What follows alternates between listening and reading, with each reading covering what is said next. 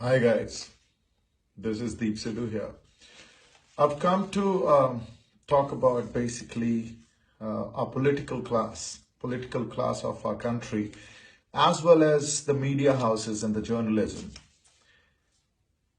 By profession, I was an actor, but yes, I became part of this farmers' protest, and even before the protest even started, I went on my social media handles and started talking about social issues because during lockdown, somewhere, I felt this need and responsibility to talk about social issues as a citizen or as a responsible man in this country. Therefore, whatever I've learned, and I've been through a lot and still going through it, so it's very important for us to understand certain uh, truths about the kind of society we are living in. So let's talk about the political class, double standards of the political class in our country. Also, let's talk about the media and its role, journalism, so-called journalism, fourth pillar of the biggest democracy in the world. How they behave to get TRPs and views. That's the only probably reach and game what they've been playing. Like I said, I have been part of this farmers' protest because, yes, I come from Punjab and I have a land and I'm a farmer. Not necessary that I have to cultivate the land to be a farmer, but yes, I have my own land and it belongs to me. And my family has been into agricultural field, though my father was a lawyer, but yes, he was a farmer as well. My great grandfather, my grandfather, they were all farmers. So that's how my sense of belonging is with my land, my village, my people, Punjab, and the country. So what I wanted to talk about, that it all started when we started this agitation, farmers agitation. The first day, which I think we've called, and then the protest started, that was 25th of November. Not 25th of November, but 25th of September. 25th of September, there was a protest in Punjab all over. We were protesting, but the biggest protest happened, or where everyone came and then became a part of it, that was Shambhu Morcha. Afterwards, we started permanent Morcha from the 4th of October, and then since then we were in a protest. But for the first time, this protest was noticed, or it gauged people's eye, was on 26th of November when we started our march towards Delhi. On the 26th of November, all of you have seen one video where it had gone viral. And in that video, I made certain statements. The entire country was laughing at it, and including a lot of media houses, they were laughing at it. But first, I want to talk about the political class, and then I will talk about the media. On the 26th of November, after one of my conversation with one IPS officer at Kundli border or Sonipat border, yes, a border before that, went viral, where I commented saying that this agitation is actually a revolution, and it's not local, but it's global, and it has global significance, and it will also have an impact on the entire geopolitical system of this country and South Asia. So just see where we stand today. See, how bigger, in a way, mass agitation it has become. And still, if you guys are not recognizing it. But since I was talking about political class double standards, on the 27th of November, Indian National Congress shared my post on their official page and said it is a revolution. Why? Because all these political class or the parties always see some kind of opportunity, and that's how they start talking about it. I got a call through one of my friend who lives in Jaipur, I can give all the details,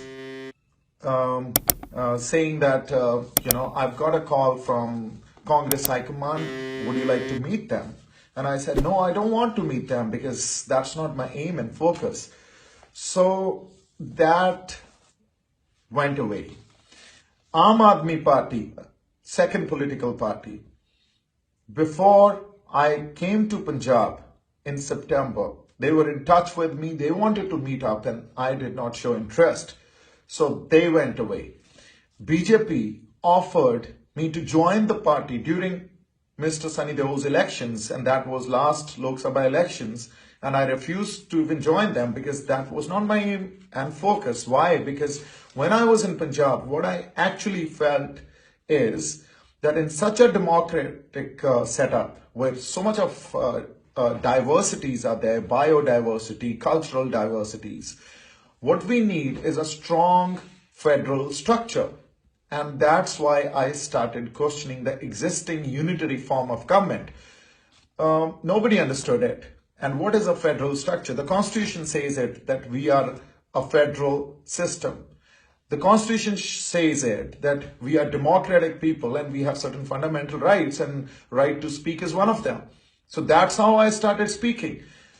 What happens 26th of November, the intensity and the gravity of this agitation was felt all over, but still nobody dealt with it with maturity and with responsibility. No political party, opposition in a way, be it Congress or Aam Aadmi Party, BJP is ruling the country, they came and joined the protest. And I should tell you how. Mr. Rahul Gandhi, on a tractor, he came and became a part of the protest, and he had to fit sofas on a tractor, and that's how he was protesting. So this is how they see this as opportunity that they can probably grab more votes, because what happens, be it any political party, what they feel and consider that people, they are objects and leaders are the subjects. So the subject is the one who will act and objects are the ones who will be acted upon. So the whole game is about votes. The entire focus is political agenda in terms of vote bank. Everything is based on manipulation, lies, use and throw theory. This is how our politicians and our leaders work. Isn't it a sad situation for such a country like India? So that's what I started pointing out, and they started probably looking at it differently, saying that he is a fundamentalist or a hardliner. Nobody's ready to look at the other side of the perspective because nobody has the ultimate truth. Only God has the ultimate truth. The ultimate truth, if nobody has it, what we have is relative truth. Whatever for you, for me, and for everyone else is true, but it's never complete truth. So if it is not complete, then it is our duty. We are duty bound to listen to the other side of the perspective, but we never entertain it. So this is how this political class works in our country. What happens, the government which is in power, the other side of the parties or the opposition, so-called opposition, they look at the issues. They don't care about what people's interests are, how they should probably address the system to make it better. Only focus is to criticize what the ruling government is doing, which is our duty. We are duty bound to do that. I have been doing that since lockdown, whether it is Prime Minister or it is the BJP government. I've been criticizing them because that's my right. Similarly, they should also do it, but no, their focus is to criticize and to grab an opportunity where they can get more and more vote bank. So what happens, the same Congress party is sharing my post on the 26th of November on their page, but on the 26th of January, they are not only criticizing me, not only they are criticizing the government, Not only that they are portraying the whole incident in a bad manner, but they deleted that 26th of November post also because they don't want to get in a trap. But I have the screenshot of everything. I am talking on the basis of facts and I can prove it.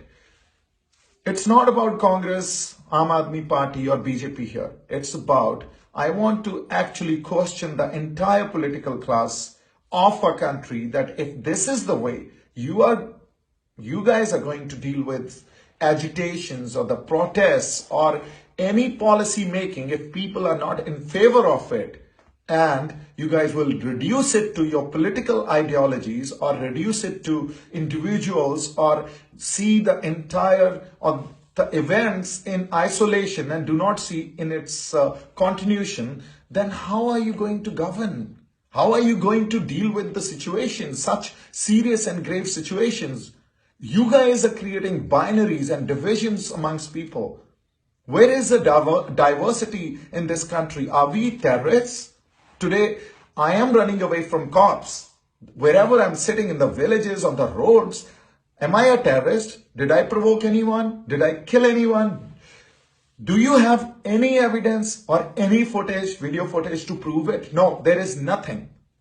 Why? Because the media started propagating it in a wrong manner, in a wrong way, because that's how our media works. They only want TRPs and they will start promoting lies. I can prove it. I can literally prove every point.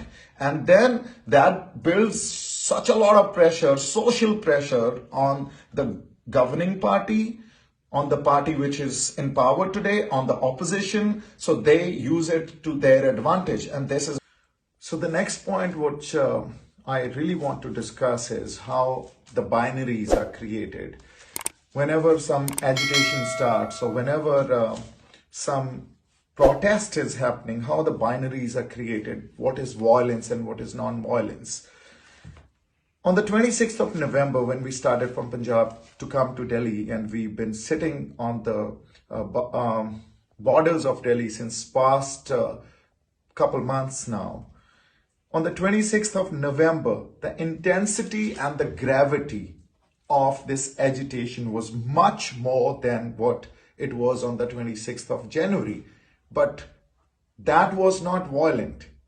Nobody felt the violence then because there was no violence. But when, as per your convenience, you had to create a binary and create some issues out of it, media wanted their stories, political parties wanted their issues, then it became a violent protest or it was a violence. I want to understand what violence was there within the Red Fort. What violence was there when we were going towards our tractor march? Who finalized the roadmap? I started where I was at night at 11 o'clock in the morning, because at 7 a.m. I went and slept on the 25th night, and that was not virtually, but 26th morning. I slept for a couple of hours when I started. On the way, I got this information that everyone has reached Red Fort. Now, I want to understand if everyone was there, and which they were, and I can prove it, all the farmer union leaders were there, so-called social activists were there. Everyone was there. I did not see any violence on the way. Yes, there was a little bit of violence or some incidents elsewhere, but towards Red Fort, there was nothing. There must be some water cannons. There must be a little bit of, breaking the barricades. But that's not called violence. We've done much more on the 26th of November. Why it was never called a violence then? Because it never suited you then. So what is this happening? These double standards, this kind of hypocrisy, where do we get it from?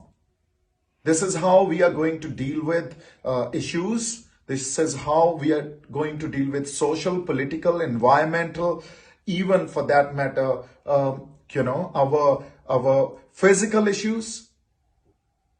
And what I also want to understand, that in the world of thinkers and the intellectuals, they have been time and again over the period of years writing books that how do you have to analyze and what is a process of analyzing such important social events. But how do we analyze? We always associate it with people because we need somebody to blame, and that's how I was blamed for it. And again, I'm saying, am I a terrorist that I'm booked for? Am I somebody who was provocating somebody? Am I someone who went and damaged or threatened anybody? No, I was handling the situation. The only one face over there. And that's why my people requested me that please come and handle the situation because it can go out of hand. So I went and handled the situation. I can also show, and it is there on my Facebook page, the speech and the words I've spoken from Red Fort. Time and again, I was repeating, be peaceful. We got to sit here. Let's wait for our farmer union leaders. But nobody, they all were outside, but nobody had come in because nobody wanted to take the responsibility. But I can share the speeches which were probably given. I can also share a lot of these meetings which they held with the government of India. I don't know what is going on. I was not part of those meetings. So please question either the establishment or the farmer union leaders. I was the only known face and I handled the situation with a lot of courage, and then I was blamed. This is ridiculous. And thereafter, because earlier I used to talk in Punjabi, but thereafter when I went out of that place, I went and sat on a tractor and started addressing in Hindi because I wanted a national media and people all over the country to hear and know what the truth is. Nobody heard it because it was not a space, because such a propaganda started against me. I do not know. Are we that insensitive? Where is humanity? Who is provocating? And why are you guys putting blames in terms of that, look, this guy is a radical or he is a terrorist?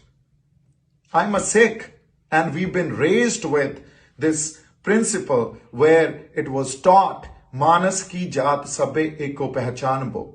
Recognize the entire human race as one. This is universal. This is not radical. We were taught Guru Nanak Dev Ji's principle, saying Sarbat da Pala.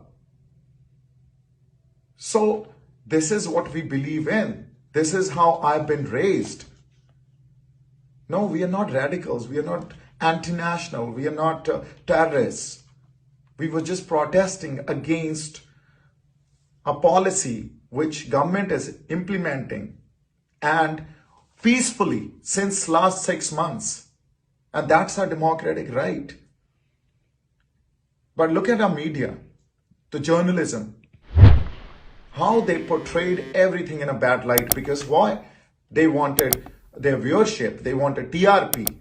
They were after me to give interviews. I did not give interview to anybody. I gave one, and then after that I decided, no, I'm not going to, because the way they're dealing with it, the way they are portraying the whole thing. And I wanted to point out, especially Mr. Ravish Kumar. I thought you are a responsible man and a responsible journalist, but I'm disappointed the way you dealt with this issue. Did you talk to me? You spoke about me. I was called a traitor. He did not bother to talk to me. Because why? Because their story had to go in the prime time. Such irresponsible behavior. This is the fourth pillar of a democracy, the media. And the political ideologies are running it. You guys have that division that's a certain probably media houses or group of media belongs to one political party and a certain belongs to another political party. This is how a country works. This is how you guys create a narrative, and then people are forced to believe it because they'll only know what you'll show. Nobody will show the truth. They'll only show what is selling today. I am seriously amazed and shocked. Where are we going? What kind of future are we building? You think we can shape up a good future for ourselves, for our generations to come? I don't think so. So, and based on two photos which were clicked during Mr. Sunny Deol's campaign, one with the Prime Minister, another with the Home Minister. You guys have made me a BJP or RSS man that I've been planted. This is your intellect and your standards.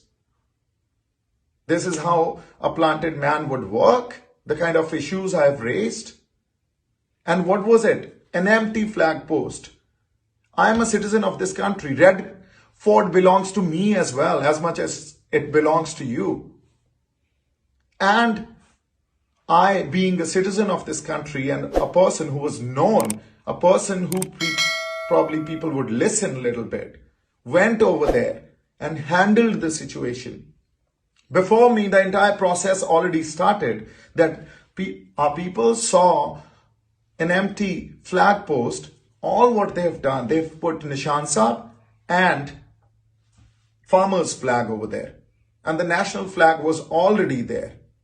Nobody touched it. Nobody disrespected it. But how it was all portrayed, that we are actually there to disrespect our national flag. We are there causing violence. We are threatening the cops. On the contrary, those cops were thanking me because I was the one who was handling the situation with them.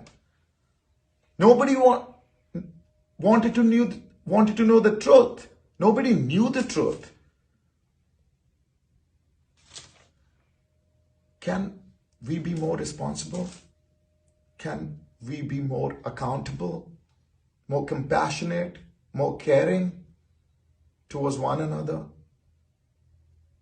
Can we stop dealing with issues like this with such insensitive, behavior? I think it's time for us to change. I've been running away from cops. Why? See my track record. I was a law student, became a lawyer, started practicing, practiced in Bombay High Court, practiced in Supreme Court with so-called every name, Mr. Salve to Mukul Rohtgi to Aryama Sundaram to Mr. U.V. Lalit to Mr. lot of others. I went and briefed all of them. And today, where am I sitting? In some Haryana village, in some kotha, with a family which is staying in the farms, and I'm on the roads, running away from cops. And what have I done? That I raised these issues. I pointed out certain atrocities in the system. The kind of suppression and repression is there in the system. I really request you guys to think about it. That's all. I just wanted to share a little bit. And then, during lockdown, when we had COVID-19 situation, you guys, lot of these guys would look at Nishan Sahib and they would go towards it because there was a Gurdwara Sahib where langar was getting served. Then you did not have a problem from that Nishan Sahib. When our army goes and fights the Chinese at the border, they carry Nishan Sahib, then you don't have a problem. But when we are asking for our rights and Nishan Sahib, farmer's flag, our Indian flag is there, all three spirits are fighting this together, then you think it's religious? No, it's not religious. It's a way of life.